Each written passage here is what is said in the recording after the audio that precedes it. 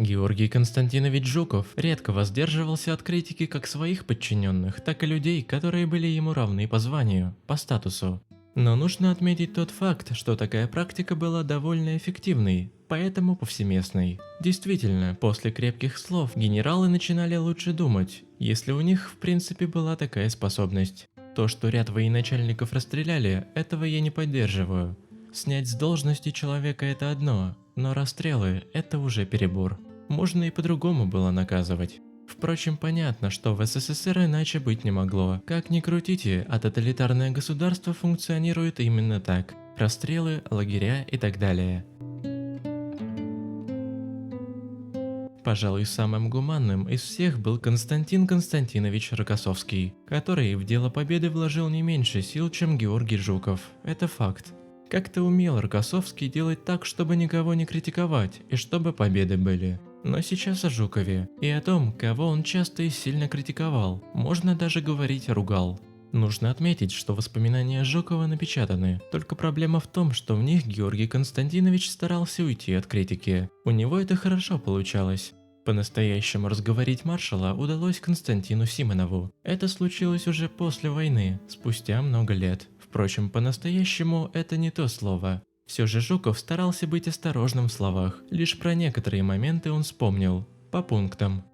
Первое. Явно недолюбливал Георгий Константинович Ворошилова. Жуков вспоминал, что этого человека перед самой войной в 1940 году сняли с должности наркома обороны. Несмотря на то, что Ворошилов остался в списках лидеров, репрессивных мер к нему не применялось. Жуков отозвался о военачальнике плохо. Георгий Константинович в частности вспоминал, как Тухачевский высказывал Ворошилову в 1937 году, что поправки последнего в полевой устав некомпетентны, поэтому их принять нельзя. Впрочем, нужно знать, что Тухачевского расстреляли, а с Ворошиловым ничего не случилось.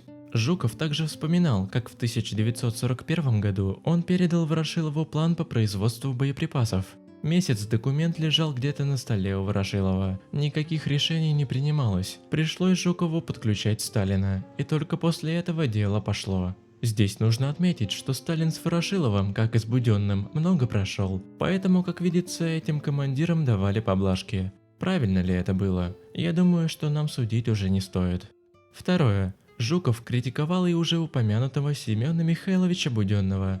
В связи с этим вспоминал Георгий Константинович один случай. Когда немцы окружили бойцов под Вязьмой, Жуков встречался с Иосифом Виссарионовичем. Сталин ругал командиров. Сталин умолчал о командующем резервным фронтом Буденном. Жуков, беседуя с Симоновым, посчитал, что Сталин просто не хотел ругать человека, который много сделал в гражданскую. Очень многое. Третье. Вспоминал Жуков о неудаче Крымского фронта в 1942 году. Георгий Константинович посчитал, что виноват в ней был сам Сталин, но не только он. А еще Лев Мехлис и маршал Кулик. Что можно сказать? Последние двое были наказаны. Четвертое. В 1941 году войска командующего Западным фронтом Павлова были окружены под Минском. О нем Жуков также отзывался нелестно. Павлова расстреляли довольно быстро. Его дело рассмотрел трибунал и пришел к выводу, что генерал виновен. Жуков говорил, что по Павлову сразу было видно, что его потолок – это должность комдива, но никак не командующего фронтом.